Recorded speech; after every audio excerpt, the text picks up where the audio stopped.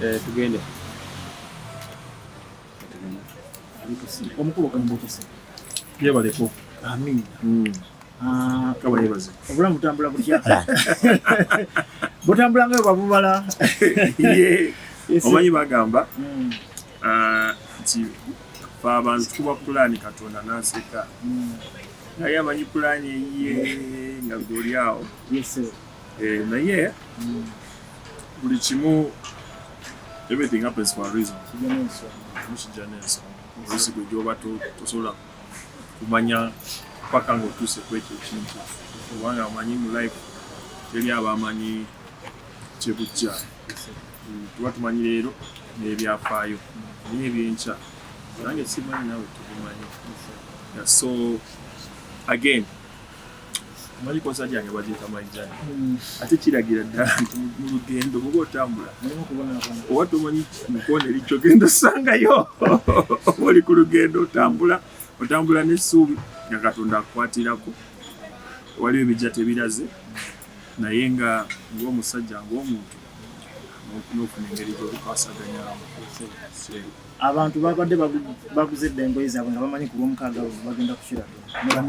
Nga nange naguze dda engoye naye obadde ofunya kwangaza. Naye nga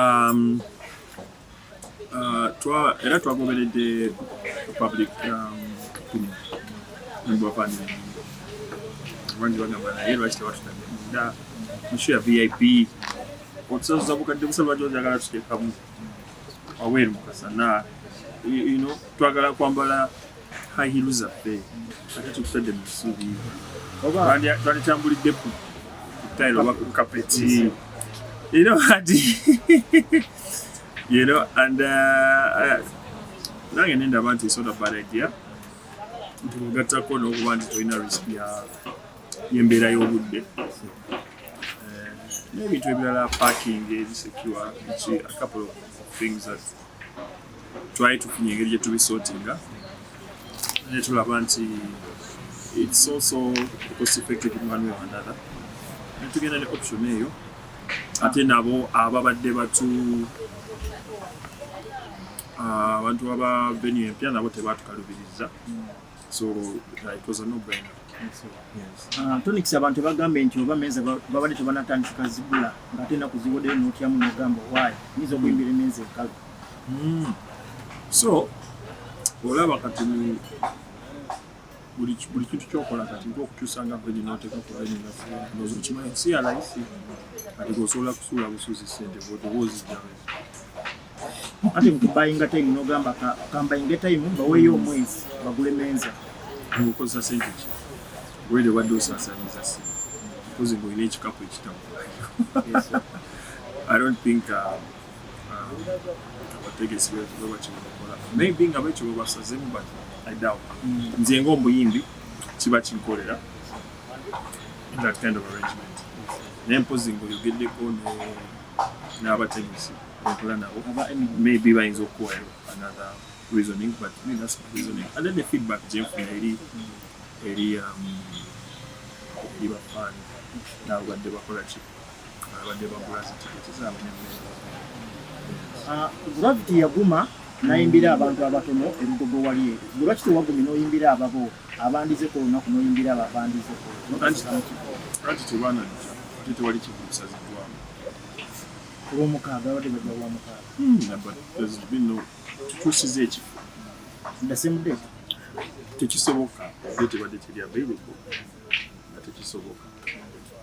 si abantu bagambe nti bafuna fiya anti tukyusiza ekifo tukyusa ekifo kitereeza fiya okukyusa ekifo nengamba nti tuvudde wabweru tuyingidde munda tuvudde mu kifo ekigazi because kiri kibadde kigazi kikira naye nga tekiri indoor. Yes, kati nga bwe nkubuuza indoor eyenkana bwe tugenda kijja. Thank you. Ojjukira ekyatuuka kuli waffe. Thank you. Alowooza singa yali asobola teyandyetaasiza mbeera eyo. Actually oluusi okutyako tuyinza okukozesa ensobi n'olemera ku kintu kye wandikyusizza ekyalina opportunity. Olaba kati ng'embeera yatuuka ku mwami oyo olowooza singa ali asobola yandikiteetaasizza ne promoter kenyini nayingira mu of course it's not an easy decision of course but we'll decision out of here sometimes things of course oba okutya the most important thing to me is bafani abantu abagenda okujja ku show bananyumirwa banaba comfortable banasanyuka ekyo kyekinsingira ebirala byonna they don't matter prices ezimu ekintu ekituuse kyokka zekifo ate olwokutuusa ekifo nga ne date teziri so flexible manyi nti nemyezi wantu aba booking daddadda so we're just like into ready to add transfer planga so one like what we had to do was change the venue but nazo venue ziba teziri flexible tosobola kyusa n'ogamba nti era njagala weekend eyo together that's kiba tekisoboka yeah so we would have wanted a closer date but it wasn't possible but I think also this time it's not a bad time we can make good use of it so planning even something bigger in terms of production nti tusobola okukyusamu nemu ekyo biniba tutegekedde nga tusobola okwongeramu ebirungo yes omuntu ayinza okugamba nti wagambye n'ogamba nti Shiba agenda kuyimba nga 5 ate nze nga 4 ate nga 5 n'ogamba abawagizi booli ebange bajja kuba bakooye bayinza obutasobola kujja wange ebibuuzo bingi nnyo ebikuleetedde okutuusa ekifo kati obeera mu Kampala wali ogezeeko mu bbala olwokutaano n'olwomukaaga ne branch ku Sunday wali osanze nga nkalu so abantu baddembe bayinza okugamba abantu baddembe okuyinza okugamba kitwakoyo wa Shiba baleka twebake ekyo bakkirizibwa okukyogera that's okay everyone is entitled to his own opinion naye nga bekugambye tulibubeera mu Kampala abantu bakuba pate ku Friday ku Saturday nga beebaka Kampala osanga nkalu tekiriiyo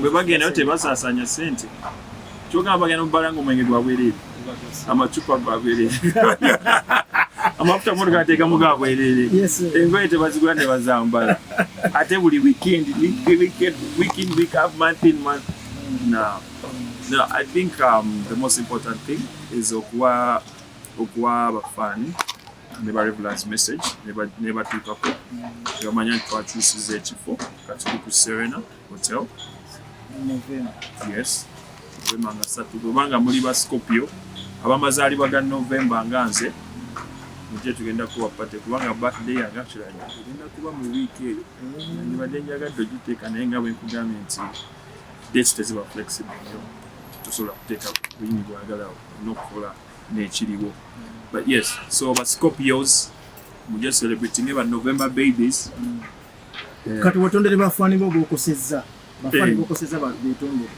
by the way mbanja gala kuza kwekyo teka wesira ifana kuze ticket tewali kosebwa your ticket is valid imposinga God forbid kasoba ngo cyali mulamu nga November 3 tewali kikyuse ticket yo agenda kucha nawe bili tewali kikyuse so all you have to do is just show up the only difference is maybe cut togenda kukalubizibwa nnyo mu bintu nga bya parking simanyi enkuba simanyi biki ebyo togenda kubanga obyeraliikirira kyekyenjawulo ekiriwo kati ate nze ndaba nga kyekyakabi ate so fani wabadde alinnye basi okuva Embalala weekend nga yagala kuja mu Kivulu kyasooka yadde mu November kyogamba yagirinnye yasobola okwetegeka n'agamba kange ninjira mbere wasenga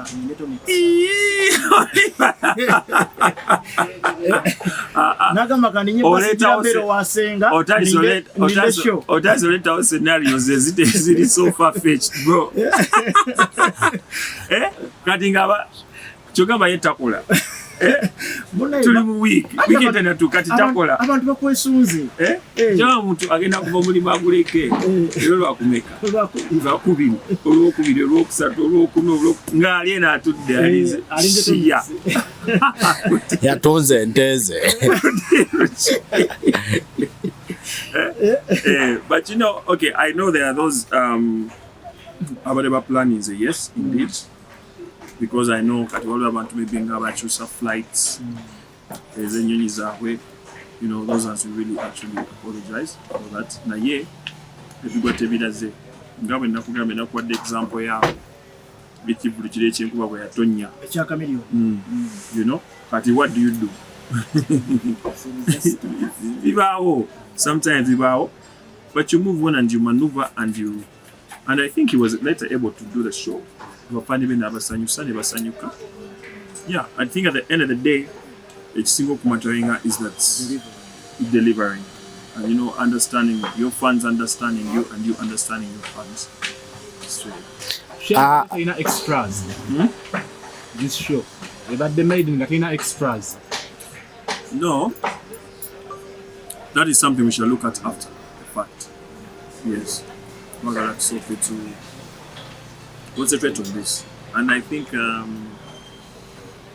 was a good call for considering that. So imagine there were extras and we know choose a date says or it would have been complicated. I mean, like ngawe tugama to luso kola plan kakatonda ya ina plan ye katifete twaye tukimanyi tujja kufusa tukigenda mu 7 ekati yali akimanyi omuntu omwashwala instinct kulino ku Serena olunaku lweru tetubenga tunatutuka atira n'okyusa nte kukyusa kulwa kisonga ki mwanze n'ensonga ziri obvious nekati ate ensonga ki enkuba ne bwetonya era tuli munda oba mpozinga Museveni avule n'agamba ayagala gikosa ku lunaku olwo omwesira bakirakyo n'ekisolo tulemesa. Toniks, oba watidde nti omwezi gwe tubaddemu gwe tulimu gwennyini obwavu bubadde bususse ng'olaba mu bookings tibadde nga mu bookings tibadde wansi nnyo n'ogamba katwongereyo nga buli omu agamba Toniks n'aliguza emmeeza naye obwavu abaana twakabazza ku masomero. Actually, abaguza emmeeza jasi kugamba nti naye Kasina go kanji nyumi, you know, the feedback is there. I mean, maybe it's not a bad thought, but that was not our. It wasn't our motivation. Motivation here facing ayo. Agamanti abantu okufuna kye basuubira kusinziira ku premium event gy'obasuubizza nti in case wabaawo ekituuseewo nga tokinako control naddala outdoor ngeri gyeri unpredictable, you know, nti ebintu bingi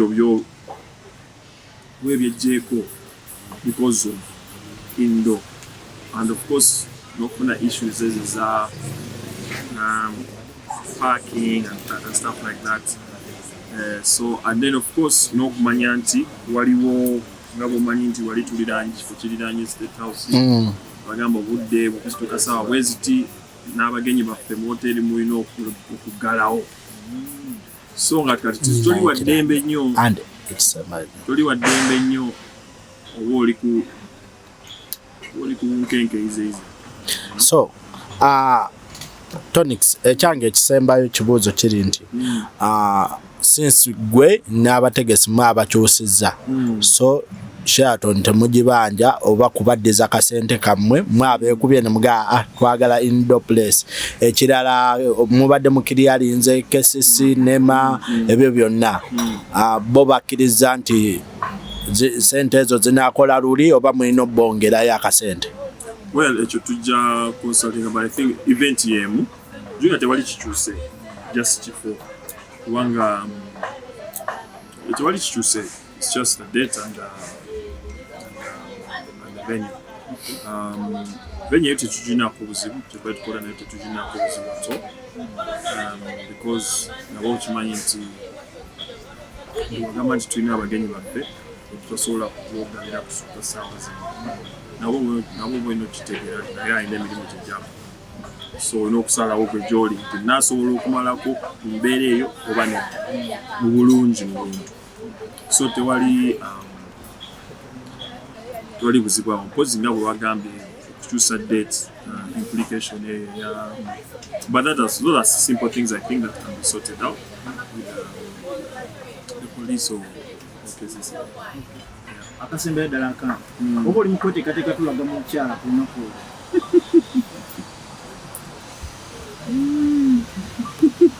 so get needed in moment. Akati ekyo kijjeewa nemwagala ebyonoonese naye baana mmwe nga kyoye n'ogamba owaayo mukuba kansooke muteeketeeke mulage abantu ng'ali bwati tomanya anajja kusuya anagenda okitegeera kubanga era mubadde mumbuuza omuntu oyo bamusokoleyo mubaleetere olunaku nga byekusa oba mujja kutandika omusumbuwa